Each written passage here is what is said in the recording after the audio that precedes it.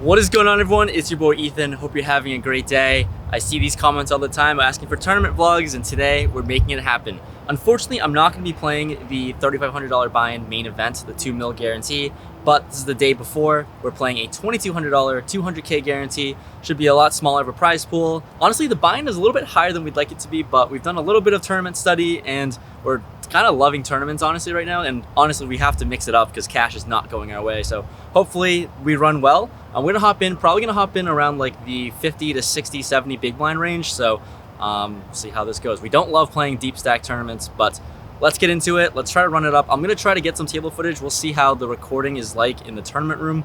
They might be a little bit stricter after seeing some of DePaulo's vlogs. So we'll try to do some recaps and of the hands and all that stuff. But let's try to run it up. Hopefully enjoy this vlog.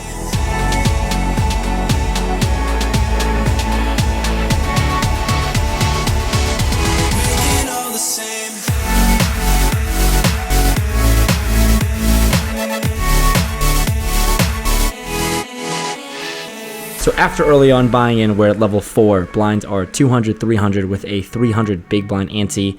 We pick up pocket jacks in the small blind, and our starting stack is 19.4K. There's a hijack limp for 300, folds around to me, and here I decided to raise it up to 1,500 chips here. A little bit large, 5x, still kind of in cash mode, but the hijack limper makes the call, so heads up to a flop. Flop comes king, 8, deuce, 2 spades. Here, with only one card over our pair, king should be better for my range anyways. We kind of range bet this one and c-bet 900. This player snap calls, which is concerning, I guess. Maybe a draw, maybe a king. Anyways, the turn comes a queen. This is disgusting. We don't like this turn. We don't like the flop anyways, so I decided to slow down and check with jacks here. This player throws out a pretty large bet this time of 3,000. Sizing up here, I really don't beat a whole lot besides just flush draws that honestly can contain a queen here. Anyways, with pocket jacks, don't think we can do much here but fold. So yeah, we played for about 2 minutes. We're back on this 15-minute break after literally playing that one hand with jacks. Looking back, I think my $15 raise pre-flop is a little too big. I guess I'm still in cash mode. We are out of position, but when the blinds are 300, you're raising the 5x in the tourney. Not great. And we didn't see the flop or turn we wanted, so we're out of there. But I don't know. I guess we're still a little rusty with our sizings. Still trying to figure it out, but we have this 15-minute break. I played for like 2 minutes. We're coming back to blinds 200, 400, 400, and hopefully we can run deep in this thing and see how this goes. Who knows?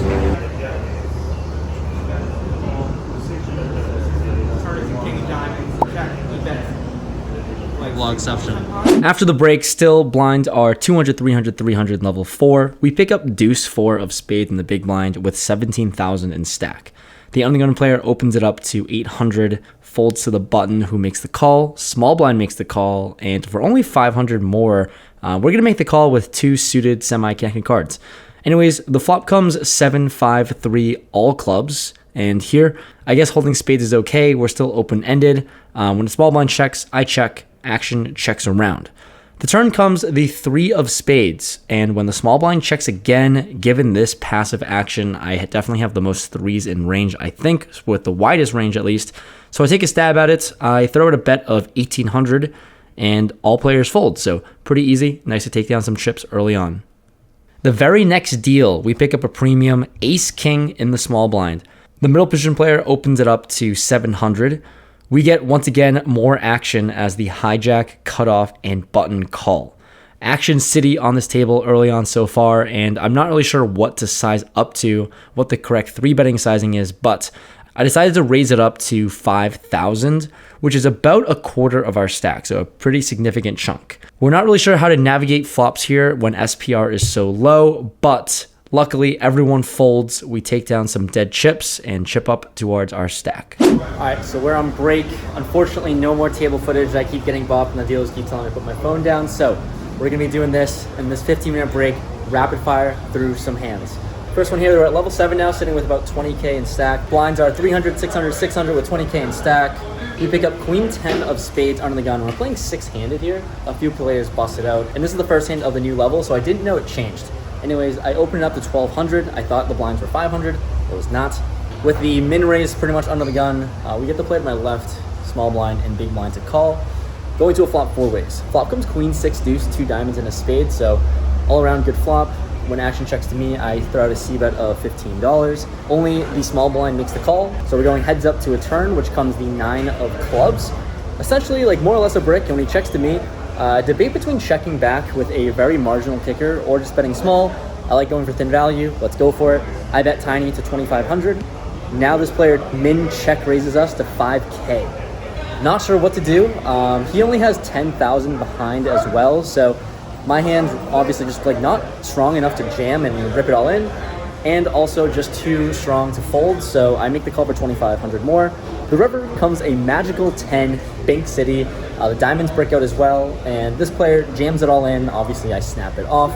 This player shows queen 9 off suits, and just like that, lovely river suck out. Sometimes the rivers can be friendly, and we pretty much double up to around 40K in stack. Next interesting spot, we're in level 8, blinds are 400, 800, 800, 37K in stack. We're in +2, and we look down at black aces. Let's fucking go. +1 opens up the action at 2,000 as well. Player to my right, he's been pretty aggressive, so obviously we're putting in that 3-bet. We size to 5,500. Action folds the button, and he thinks for a little now, and better news, puts in that 4-ball. 4-ball to 12.5, and action folds to me. This player covers me, and I'm sitting with 37K. I don't really think this player has too much of a 4-bet bluffing like range or any hands in there. Although he is on the button, he's facing a early position open and an early position 3-bet. So with that said, we can certainly call, but it is a min 4-bet. Let's just go for it. I think I'll play his hand like ace-king as well and just rip it all in and try to get folds. So with aces, I don't really need to protect my hand, but whatever. If I were to call this min 4-bets, we're going to an SPR of 1-1. I think sometimes we can get it all in on the flop regardless. Maybe we can get him a bluff. Who cares? Maybe we can get a cooler. Aces versus queens, kings, ace-king maybe can call as well. So I rip it all in for 37K. He thinks for a little and unfortunately lets his hand go. But obviously really nice to pick up that pot with aces, and we chip up to 56K, so not too bad. And the last interesting hand that we'll talk about, this one is quite the doozy. Still level 8, blinds are 400, 800, 800, and we pick up queen 10 of spades once again, this time on the big blind. With 56K in stack, action folds around to the small blind. Like I said, the player on my right has been pretty aggressive, and he opens it up to 2,800. Obviously 2K more to me to call. I'm not going to be 3-betting this. I just flat, pretty standard. The flop comes king 9, 6, rainbow with 1 spade. This player fires out again for 3K. On this flop and board texture, obviously we're just not going away. So pretty easy call for us once again. Let's see a turn. The turn comes the ace of spades. So we improve to a flush draw along with the gutter. And once again, this player throws out another bet. It's a big one to 7,300. He's sitting with 8,000-ish, 8,200 behind. So once again, these stack sizes are really, really strange, and I don't know how to navigate them because I mainly just play 200 big blind deep cash. But obviously seeing this turn, like I'm just never going to fold. I don't think we have any fold equity in jamming this turn as well. So I think like if we were to hit our draw, we're going to get it all in on the river anyways, given how short he is. So, I mean, never folding, raising seems tough, I don't know. Anyways, I decided on a call. We have a pretty decent sized stack, so let's just go for it. The river is the 5 of diamonds. Brick City for us, unfortunately, and interestingly enough, this player slows down and decides to check. So when he slows down and checks here, I think this is just really strange. Like, sometimes I feel like you can be doing this with some ace-x holdings to bluff catch, but when he sizes up so big on the turn, like, it eliminates a lot of the king-x combos that you can have. So really, it's like he has maybe 9x, 6x, or queen high just might be good. So I'm not really sure what to do. Like, obviously we have queen high and we don't think we're winning too often, but is there any chance that we can just try to go for a very ambitious bluff of around 8K into a pretty big pot? Like, is he ever gonna fold ace X? No, but he can fold a lot of 9, 6X, and worst pocket pairs. So we decided to go for it. I don't know what the hell to do in these tournament spots, but I bet 10K, which covers him. He had like 8,200. He thinks folds, let's go. And we have survived the break. We're sitting at 69K now. We're going into level 9, and we survived the late reg in only 1 bullet, so I'd call that a win. So yeah, there's that 15-minute break is up. Let's go back to the tables and try to run it up.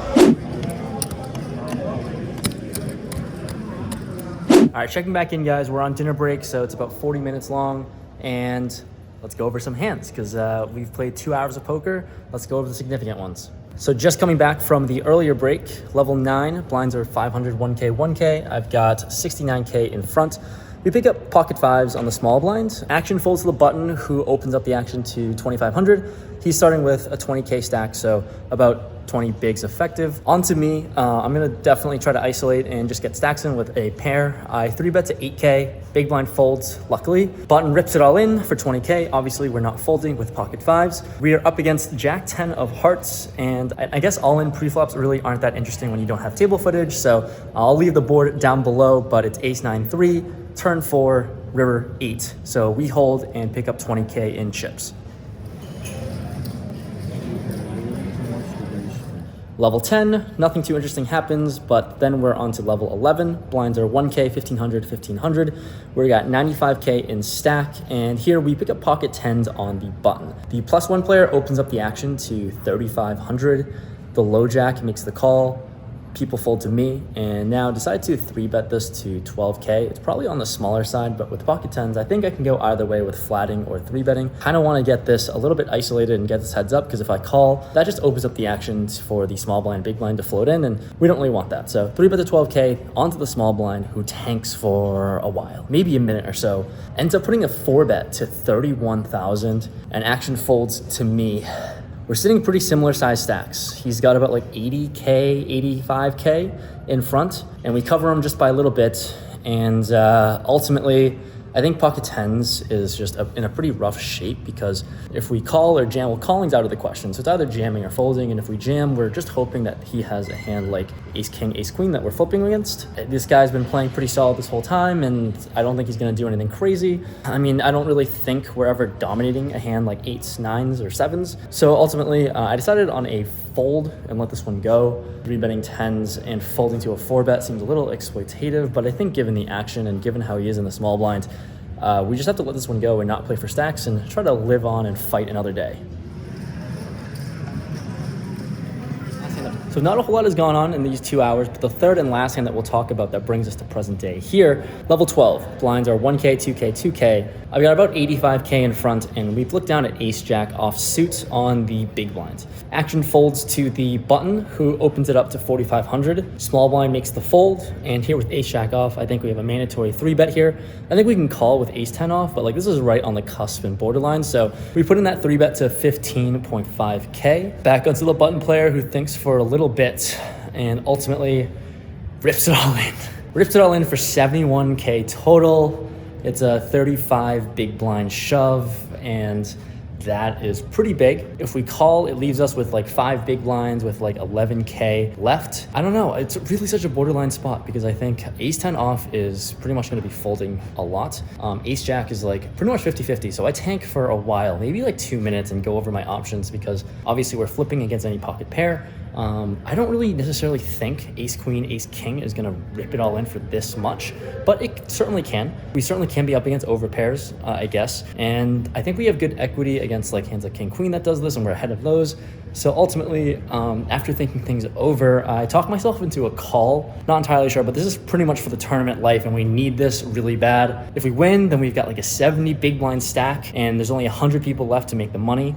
If we lose, we're crippled. We show ace jack off. This player shows ace 9 off suit. Let's go. We are a huge favorite, and we're going to a run out. The flop comes 10, 5, 3, 2 diamonds, turn 6. Come on, let's hold the river, a 9, the 9 of hearts or something like that. And now we're here in present day, and it hurts. So we ship a lot to him, and I'm sitting with like 11K now. It's about 5 big blinds. When we come back from break, I think the blind's gonna go up, and I have 40 minutes to kill. So I'm not sure what to do. So that was just demoralizing to see. I had to walk around a little bit and like de-tilt and be fine. But now, yeah, that hand literally happened like a minute before the break started. So we've got 5 big blinds in a dream. I will say one thing is that we're not gonna go empty-handed today, even if we were to bust. I'm pretty sure we're gonna bust, but I'm not gonna go empty-handed because the Hard Rock was nice enough to give us a $10 coupon to any of these restaurants and shops. So ultimately, I'm probably gonna walk in there, bust first hand in, because I'm gonna shove like so wide with like 5 big blinds. We're gonna be in for 2,200, out for $10. So not going away empty-handed, but that one really stunk. Anyways, we'll see what happens. I've got like 25 more minutes to kill. Probably get some food or something and capture some footage, but it's really disappointing to lose ace jack versus ace nine. That was the biggest spot in the tournament for us so far, and it did not go our way. I don't even know what it is.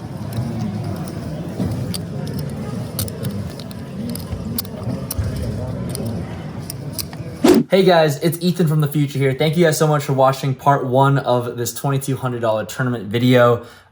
We go back into break with about 4 big blinds, and you're not gonna wanna miss part 2. That's all I have to say. So hopefully you guys enjoy these tournament vlogs. They're a lot of fun. It's a lot of hectic and just running around, and the breaks that we have are not really breaks as I'm recording them. So if you could just drop a like on this video, it'd be much appreciated. We put a lot of effort into these. So stay tuned for the next one. You're not gonna wanna miss part 2 because it's a doozy, it's a banger. Hopefully enjoy it. Peace.